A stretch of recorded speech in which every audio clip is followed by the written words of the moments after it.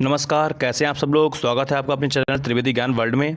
आज हम आपके सामने हिस्ट्री के कुछ क्वेश्चंस लेकर आए हैं जो कि एग्ज़ाम के पर्पज़ से बहुत ही इंपॉर्टेंट हैं। आइए एक नज़र उनको देख लेते हैं। शुरू करते हैं आज का वीडियो।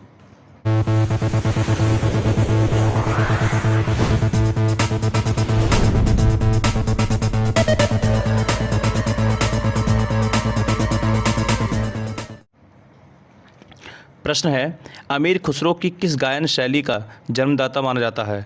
अमीर खुसरो को किस गायन शैली का जन्मदाता माना जाता है। तो इसका उत्तर होगा कव्वाली शैली का। ठीक है, अगला क्वेश्चन आपके सामने, कबीर की मृत्यु के पश्चात उनकी समाधि कहाँ बनाई गई थी। कबीर की मृत्यु के पश्चात उनकी समाधि मगहर में बनाई गई थी।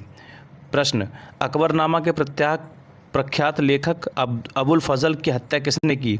अकबरनामा के प्रख्यात लेखक अबुल फजल की हत्या वीर सिंह देव बुंदेला ने की थी।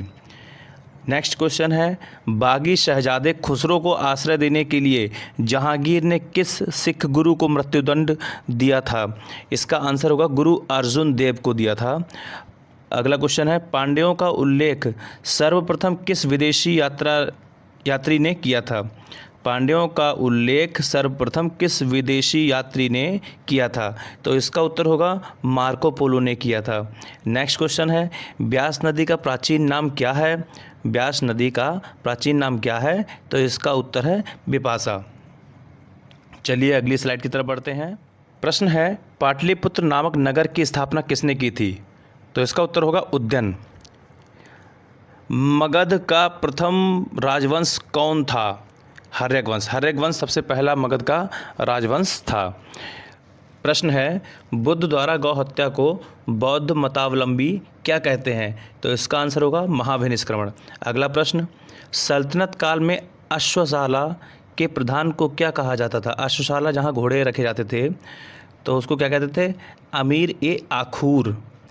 नेक्स्ट क्वेश्चन, खालसा पंथ की स्थापना तथा एक धर्माचार पाहुल को किस सिख गुरु ने चलाया था। उनका नाम है गुरु गोविंद सिंह। विशिष्टाद्वैत के प्रवर्तक कौन थे। विशिष्टाद्वैत के प्रवर्तक कौन थे। तो इसका आंसर होगा रामानुजाचार्य। ठीक है, नेक्स्ट क्वेश्चन है, खानवा का युद्ध कब हुआ था। खानवा का युद्ध 1527 ईस्वी में हुआ था। अगला क्वेश्चन है, चोल वंश का संस्थापक कौन था। चोल वंश का संस्थापक विजयालय था। विजयालय। ठीक है, अगले स्लाइड की तरफ बढ़ते हैं। पुष्यमित्र शुंग ने अश्वमेध यज्ञ किए थे। यह जानकारी किस ग्रंथ से प्राप्त होती है। यह जानकारी महाभाष्य से प्राप्त होती है। ये उसका सही उत्तर है। अगला प्रश्न है, ऐतरेय ब्राह्मण किस वेद का है। ऐतरेय ब्राह्मण ऋग्वेद का है। ठीक है, नेक्स्ट क्वेश्चन, हिस्टोरिका नामक ग्रंथ के लेखक कौन है। हेरोडोटस। ठीक है, उत्तर रामचरित के लेखक कौन है। भवभूति। ये आप ध्यान रखना, उत्तर रामचरित के लेखक कौन है, भवभूति। नेक्स्ट क्वेश्चन, महमूद के साथ भारत आए किस विद्वान ने भारतीय समाज पर किताबुल हिंद नामक पुस्तक लिखी थी। इनका नाम है अलबरूनी। ठीक है, नेक्स्ट क्वेश्चन है, खरमेर राजा ने किस भारतीय राजा से मित्रता की थी। तो इनका आंसर है राजेंद्र प्रथम से। और अगला क्वेश्चन है, सल्तनत काल में हक ए शर्ब क्या था। तो हक ए शर्ब क्या था। इसका उत्तर होगा सिंचाई कर, यानी सिंचाई पर लगने वाला टैक्स उस जमाने में हक ए शर्ब कहा जाता था। प्रश्न पूछ रहा है आपसे, प्रसिद्ध पारसी त्योहार नवरोज किस शासक ने प्रारंभ किया था। प्रसिद्ध पारसी त्यौहार नवरोज बलबन ने प्रारंभ किया था। अगला क्वेश्चन है, किस गवर्नर जनरल के काल में अंग्रेजी उच्च शिक्षा का माध्यम तथा सरकारी कामकाज की भाषा के रूप में स्वीकार की गई। ठीक है, किस गवर्नर जनरल के कार्यकाल में अंग्रेजी को सरकारी भाषा के रूप में स्वीकार किया गया और शिक्षा का माध्यम बनाया गया, उच्च शिक्षा का माध्यम बनाया गया। तो इसका आंसर है विलियम बेंटिंग के काल में। अगला प्रश्न है, दिल्ली के लाल किले के अंदर मोती मस्जिद का निर्माण किसने कराया था। तो दिल्ली के लाल किले के अंदर मोती मस्जिद का निर्माण औरंगजेब ने कराया था। ठीक है, नेक्स्ट क्वेश्चन है, सांची के स्तूप किस वंश के काल में बनवाया गया। सांची का स्तूप मौर्य वंश के काल में बनवाया गया था। अगला क्वेश्चन है, किस राजवंश ने हत्या कर सत्ता हत्याई तथा जिसका अंत भी हत्या के द्वारा ही हुआ। किस राजवंश ने हत्या करके सत्ता हत्याई थी और उसका अंत भी हत्या के द्वारा ही हुआ? तो ये था शुंग वंश। ठीक है, जैसी करनी वैसी भरनी। चलिए अगले स्लाइड की तरफ बढ़ते हैं।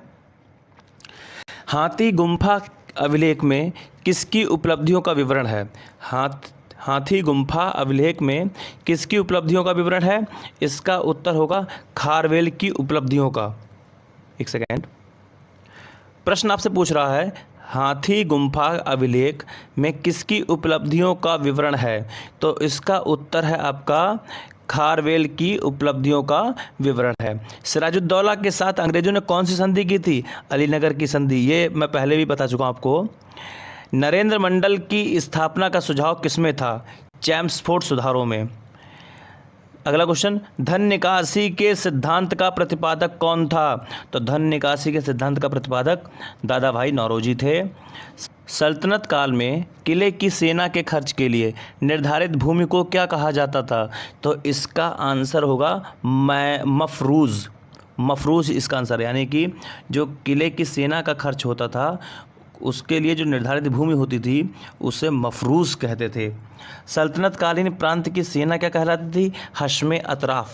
सल्तनत काल में सेना को, जो राज्य की सेना होती थी उसको हश्मे अतराफ़ कहते थे। चलिए अगले स्लाइड की तरफ बढ़ते हैं। वैदिक काल में पणि नाम से जाने गए समुदाय का मुख्य व्यवसाय क्या था? वैदिक काल में पणि नाम से जाने गए समुदाय का मुख्य व्यवसाय व्यापार था। ठीक है, देखिए वैदिक काल में क्या था कि जो यहाँ के जो गंगा यमुना दोआब के लोग थे वो जो आर्य बाहर से आए हुए थे, ऐसा माना जाता है कि मध्य एशिया से आए हुए थे ये लोग, तो इनको गंगा यमुना दोआब के लोग कहते थे पणि। ठीक है, और जो आर्य यहाँ पर आए थे वो यहाँ के लोगों को दस्यु कहते थे, क्योंकि उनका मानना था कि ये लोग हमारी चोरी कर लेते हैं, हमारे जानवरों को चुरा लेते हैं दूध घी के लालच में। ठीक है, अगला क्वेश्चन है ऋग्वेद में पुत्री के लिए प्रयुक्त शब्द दुहिता का शाब्दिक अर्थ क्या है?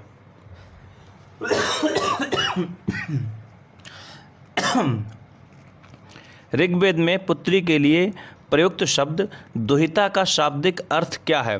तो इसका उत्तर होगा गाय का दोहन करने वाली। गाय का दोहन करने वाली ऋग्वेद में पुत्री के लिए ये शब्द प्रयुक्त किया गया था। अगला क्वेश्चन है संगम युग में तमिलों का सर्वाधिक लोकप्रिय देवता कौन था? तो इसका आंसर होगा मुरुगन। मुरुगन जो है संगम युग में तमिलों का सर्वाधिक लोकप्रिय देवता था। अगला क्वेश्चन है मोहम्मद बिन तुगलक ने किस धातु में सांकेतिक सिक्कों का प्रचलन किया था?